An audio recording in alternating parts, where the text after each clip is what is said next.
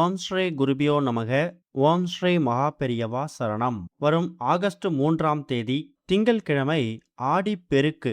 இப்ப சொல்லக்கூடிய பொருட்களை உங்க வீட்டோட நிலைவாசல்ல இந்த நேரத்துல வைத்தாலே போதும். லட்சக்கணக்கில் பணம் வரும், கோடிக்கணக்கில் செல்வம் சேரும். அது என்ன வழிபாட்டு முறைன்னு பார்க்கறதுக்கு முன்னாடி நம்மளோட வீடியோஸை இப்போதான் நீங்க ஃபர்ஸ்ட் டைம் பார்க்குறீங்கன்னா மறக்காம சப்ஸ்கிரைப் பண்ணிக்கோங்க. தொடர்ந்து இது மாதிரி அப்டேட் தெரிஞ்சுக்கிறதுக்கு பக்கத்தில் நோட்டிஃபிகேஷன் பெல்லை கிளிக் பண்ணி ஆல் அப்படிங்கிறத செலக்ட் பண்ணிக்கோங்க. இப்போ என்னென்ன பொருட்கள் நிவாசல வைத்து என்ன மாதிரி வழிபாடு செய்ய போகிறோம் அப்படிங்கிற பற்றி தெளிவாக தெரிஞ்சுக்கலாம். ஆடி மாதத்தில் இருக்கக்கூடிய எல்லா விரத நாட்களையும் விசேஷ நாட்களையும் வழிபடாதவங்க கூட ஆடி பெருக்குக்கு முக்கியத்துவம் கொடுப்பாங்க.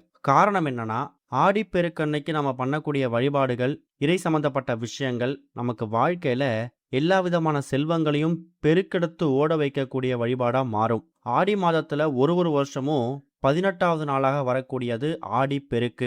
கிராமங்கள்ல இப்ப வரைக்கும் காவிரி தாயை வழிபட்டு ஆற்றங்கரைக்கு போயிட்டு அங்க இருக்கக்கூடிய மணல்ல அம்பால அம்பிகையை உருவமா பிடித்து கலவை சாதங்கள், அதாவது புளியோதரை, சர்க்கரை பொங்கல், கேசரி, எலுமிச்சை சாதம், தயிர் சாதம், இது மாதிரி நைவேத்தியங்களை படைத்து அங்கேயே சுமங்கலி பெண்கள் தாளிச்சடும் மாத்திக்கிட்டு வீட்டுக்கு வருவாங்க.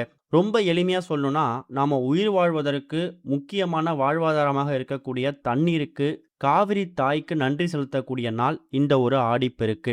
எல்லோராலையும் கிராமப்புறங்கள் மாதிரி நீர்நிலைகளுக்கு போயிட்டு வழிபாடு செய்ய முடியாது. அதுக்கு தான் இப்ப இருக்கக்கூடிய நவீன உலகத்துல நம்ம வீட்டில் பயன்படுத்தக்கூடிய வாட்டர் டேப், ஆர்ஓ பியூரிஃபையர், அடிப்பம்பு குழாய், இது மாதிரி தண்ணீருக்கு என்ன ஒரு மூலாதாரம் இருக்கோ அதுக்கு பூஜை செய்து வழிபாடு செய்கிறோம். நிறைய பேர் மஞ்சள் கயிறு, அதாவது வெள்ளை நூலை மஞ்சள் தண்ணீர்ல கலந்து அதை நோன்பு கயிறா கையிலையும் கழுத்துலையும் கட்டிப்பாங்க. அது கூடுதல் விசேஷம். இன்னொரு பக்கம் ஆடிப்பெருக்கன்னைக்கு நம்ம என்ன விஷயங்கள் செய்தாலும் அது பன்மடங்கு பெருகும். இந்த நாள்ல அஷ்டமி, நவமி, நல்ல நாள், கெட்ட நாள், இது மாதிரி எதுவுமே பார்க்க வேணாம். ஆடிப்பெருக்கன்னைக்கு பண்ணக்கூடிய எல்லா விஷயங்களும் வாழ்க்கையில பெருகிக்கிட்டே போகும். அதனால தான் திருமணமான பெண்கள், சுமங்கலி பெண்கள் அவங்களுடைய மாங்கல்ய பலம் கூடணும், கணவருடைய ஆயுள் அதிகரிக்கணும் அப்படிங்கிறதுக்காக தாலி பிரிச்சு கோர்த்து தாலி கயிறு மாத்திக்கிறாங்க. இப்ப சமீபத்துல திருமணமானவங்க, ஆடி மாதத்துக்கு முன்னாடி திருமணமானவங்க தாலி பிரிச்சு கோர்க்கும்போது தாராளமாக ஆடிப்பெருக்கு அன்னைக்கு பண்றது கூடுதல் விசேஷம். இன்னொரு பக்கம் ஆடிப்பெருக்கு வந்திருக்கக்கூடிய இந்த வருஷம் ஆகஸ்ட் 3ஆம் தேதி நமக்கு 2 முக்கியமான விஷயங்கள் சேர்ந்து வந்திருக்கு. ஒன்று, வாராகி அம்மனுக்கு ரொம்ப உகந்த பஞ்சமி திதி.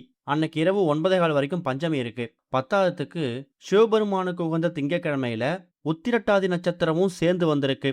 இது மாதிரியான ஆடிப்பெருக்கு ஏதாவது ஒரு சில வருஷங்கள் தான் அமையும். நமக்கு இந்த வருஷம் அமைஞ்சிருக்கு. அதை பயன்படுத்திக்கோங்க.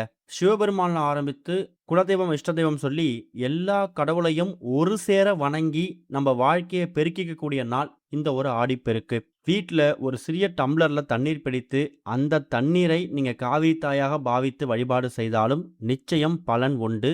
நீங்க வாட்டர் டேப்புக்கு, பம்புக்கு தான் படைக்கணும், தண்ணீர் குழாய்க்கு தான் படைக்கணுங்கிற கட்டாயம் கிடையாது. இந்த நாட்கள்ல என்ன மாதிரி விஷயங்கள் வாங்கணும், வீட்டுக்கு தேவையான அத்தியாவசிய பொருட்கள் எதுவா இருந்தாலும் நீங்க வாங்கணும்னு திட்டம் போட்டிருப்பீங்க இந்த மாச பட்ஜெட்ல, அதை தாராளமா கண்ணை மூடிட்டு ஆடிப்பெருக்கு அன்னைக்கு வாங்கலாம். வண்டி வாகனங்கள், அதே மாதிரி சுபகாரியங்களுக்கான அந்த பேச்சுக்களை துவங்கிறது, புதுசா தொழில் வியாபாரம் ஆரம்பிக்கிறது, இது மாதிரி எதுவா இருந்தாலும் ஆடிப்பெருக்கு அன்னைக்கு பண்ணலாம். இது எல்லாமே நம்ம வாழ்க்கையை உயர்த்துவதற்கான முக்கியமான விஷயங்கள். இதுக்கு நமக்கு ஒரு கூடுதல் சப்போர்ட் வேணும், ஒரு கூடுதல் பலன் கிடைக்கணும் அப்படிங்கும் போது தான் நாம சில பரிகாரங்களையும் தாந்திரிகங்களையும் பண்ணணும். நம்மளோட முழு உழைப்போட, முயற்சியோட இப்ப சொல்லக்கூடிய தெய்வீக சம்பந்தப்பட்ட விஷயங்களையும் சேர்ந்து பண்ணும்போது நிச்சயம் அதுக்கான பலன் கொஞ்சம் கூடுதலாவே கிடைக்கும். அப்படிப்பட்ட ஒரு பரிகாரம் தான் நிலைவாசல் பரிகாரம். ஒரு வீட்டோட நிலைவாசல் அப்படிங்கிறது இதய துடிப்பு மாதிரி. நல்ல விஷயங்கள் வீட்டுக்குள்ள வர்றதும், கெட்ட விஷயங்கள் வீட்டை விட்டு வெளியே செல்வதற்குமான ஒரு வழி ஒரு வீட்டோட நிலைவாசல்.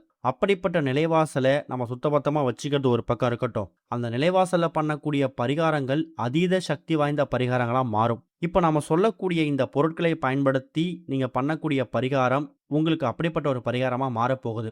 இதுக்கு உங்களுக்கு தேவையான பொருட்கள் மொத்தமாவே 3 பொருட்கள் தான். முதல் முக்கியமான பொருள் வெண்கடுகு, அடுத்து ஒரு முக்கியமான பொருள் பச்சை கற்பூரம், அடுத்து ஒரு முக்கியமான பொருள் ஏலக்காய். இந்த 3 பொருட்களையும் பயன்படுத்துறோம், இதுதான் எடுத்துக்கணும் அப்படின்னு நம்ம சொல்லிட்டோம். இந்த 3 பொருட்களுக்கும் இருக்கக்கூடிய மகிமைகளை இப்ப தனித்தனியா பார்க்கலாம். வெண்கடுகு அப்படிங்கிறது துஷ்ட சக்திகளை போட்டு பொசுக்கக்கூடிய ஒரு பொருள். கண்திருஷ்டி, போட்டி, பொறாமை, பில்லி, சூனியம், ஏவல், செய்வினை, இது மாதிரி எந்த விதமான எதிர்மறை எண்ணங்களா இருந்தாலும் சரி, அது வெண்கடுகு முன்னாடி பஸ்பமாயிடும். வெண்கடுகு வாராகி அம்மனுக்கும் காலபைரவருக்கும் ரொம்ப உகந்தது. இவங்க 2 பேருமே யார் தெரியுமா? உக்கிர தெய்வங்களா காட்சி அளிச்சாலும் பழகுறதுக்கு குழந்தை மாதிரி. எதிரிகள் தொல்லையே இருக்கக்கூடாதுன்னு நினைக்கிறவங்க இந்த 2 தெய்வங்கள வணங்குவாங்க. அந்த 2 தெய்வங்களுக்கும் உரிய ஒரு பொருள் வந்து வெண்கடுகு.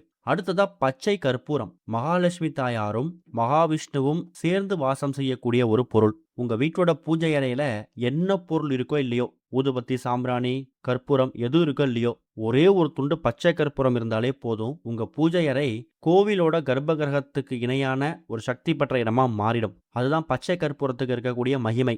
அடுத்ததா ஏலக்காய். ஒரு பக்கம் பணவரவு தடையை நீக்கக்கூடியது. இன்னொரு பக்கம் பணவசியம், ஜனவசியம் 2த்துக்கும் பயன்படுத்தக்கூடிய பொருள் இந்த ஏலக்காய். பணவசியம்னா பணத்தை நம் பக்கம் காந்தம் போல ஈர்க்கக்கூடியது. ஜனவசியம்னா நீங்க பேசக்கூடிய விஷயங்களை, சொல்லக்கூடிய விஷயங்களை மற்றவர்கள் மதிக்கணும். இந்த சமூகத்துல ஒரு பேரு புகழ், அந்தஸ்து கிடைக்கணும். இது மாதிரி நல்ல பேரை வாங்கி கொடுத்து செல்வ புகழை ஏற்படுத்தக்கூடியது இந்த ஏலக்காய். இப்படி ஒரு பொருளுக்கும் என்ன மாதிரி மகிமைகள் இருக்கு நம்ம சொல்லிட்டோம். இந்த பொருளை எப்படி பயன்படுத்தணும்? உங்க வீட்டோட பூஜை அறையில ஆடிப்பெருக்கு தினம் மாலை ஒரு 6-7 மணிக்கு மேல பூஜை பண்ணிட்டு ஏதாவது ஒரு இலை எடுத்துக்கோங்க. வெற்றிலை, செம்பருத்தி இலை, அப்படின்னா ஒரு அகல் விளக்கு கூட எடுத்துக்கலாம். அதுல முதல்ல வெண்கடுகை கொட்டி வச்சிடணும். அந்த வெண்கடுகுக்கு மேல இப்ப நீங்க வீடியோல பாக்குற மாதிரி ஒரே ஒரு துண்டு பச்சை கற்பூரத்தையும் அது மேல ஒரு ஏலக்காயும் வைத்து பூஜை பண்ணிட்டு இதை அப்படியே எடுத்துட்டு போயிட்டு உங்க வீட்டோட நிலைவாசல்ல தினமும் தீபம் ஏற்றுவீங்கல்ல, அந்த தீபத்துக்கு பக்கத்துலயோ இல்லை அந்த தீபம் ஏற்றக்கூடிய இடத்துல வச்சுட்டு நீங்க வந்துருங்க. அதுக்கப்புறம் உங்க வீட்டுக்குள்ள வர்றதுக்காக என்னென்ன விஷயங்கள் தடையா இருக்கோ அது எல்லாத்தையும் இந்த 3 பொருட்களும் உள்வாங்கி வீட்டுக்குள்ள அனுப்பிடும். வீட்டுக்குள்ள என்ன மாதிரி விஷயங்கள், கெட்ட விஷயங்கள் இருக்கோ, எதிர்மறை எண்ணங்கள் இருக்கோ, அது எல்லாத்தையும் இந்த பொருட்கள் உள்வாங்கி வீட்டுக்கு வெளில அனுப்பிடும். நல்லது வீட்டுக்குள்ள வரும், கெடுதல் வீட்டை விட்டு வெளியேறும். அதுதான் இந்த பரிகாரத்தை பண்றதுக்கு அர்த்தம். இந்த பரிகாரத்தை செய்து முடிச்சதுக்கு பிறகு இரவு தூங்க போறதுக்கு முன்னாடி அந்த பச்சை கற்பூரத்தையும் அந்த ஏலக்காயும் ஒரு பேப்பர்ல மடிச்சு தனியா பொட்டலமா வச்சுக்கோங்க. அதை நீங்க பூஜையில வச்சுக்கலாம். அந்த வெண்கடுகை மட்டும் ஒரு சிறிய பாக்ஸ்ல ஸ்டோர் பண்ணி, இப்ப திங்கட்கிழமை ஆகஸ்ட் 3ஆம் தேதி ஆடிப்பெருக்கு அன்னைக்கு இந்த பரிகாரத்தை பண்றீங்கன்னா அது ஒரு சின்ன பாக்ஸ்ல தனியா ஸ்டோர் பண்ணி வச்சுக்கோங்க. அதுக்கப்புறம் ஆடி மாதத்துல வரக்கூடிய செவ்வாய் மற்றும் வெள்ளிக்கிழமைகள்ல சாம்பிராணி தூபம் போடும்போது அந்த வெண்கடுகையும் சேர்த்து தூவி விட்டுக்கணும். இதுதான் இந்த பரிகாரத்தை பண்றதுக்கான அர்த்தம். பரிகாரத்தை ஒருவேளை காலை நேரத்துல பண்றீங்க, ஆடிப்பெருக்கு அன்னைக்கு காலை நேரத்துல பண்றீங்கன்னா 1 மணி நேரம் நிலைவாசல் வச்சு எடுத்துட்டு மாலை ஒரு 6-7 மணிக்கு மேல சாம்பிராணி தூபம் போடும்போது கூட அந்த வெண்கடுகை தூவி விட்டுக்கலாம். மாலை நேரத்துல பண்றீங்க அப்படிங்கும்போது அதுக்கு அடுத்ததா சாம்பிராணி வந்து என்னைக்கு ஆடி மாசத்துல போடுறீங்களோ அன்னைக்கு இந்த வெண்கடுகை போட்டுக்கோங்க.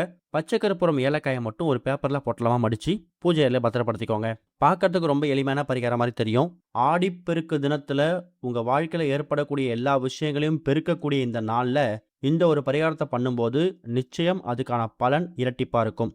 ஆடி மாதம் முடிந்ததுக்கு பிறகும் உங்களுக்கு அந்த வெண்கடுகு வந்து மீதம் இருக்கு அப்படின்னாலும் அதுக்கு அடுத்ததா வரக்கூடிய எல்லா மாதங்களையுமே தொடர்ந்து வெள்ளி மற்றும் செவ்வாய்க்கிழமைகளை பயன்படுத்திக்கலாம், தப்பு கிடையாது.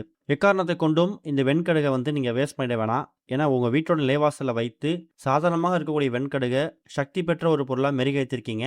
அதோட புகை உங்க வீடு முழுக்க பரவும் போது கெட்டது விலகி நல்லது பெருகும். ஓம் ஸ்ரீ குருபியோ நமக. ஓம் ஸ்ரீ மகா பெரியவா சரணம்.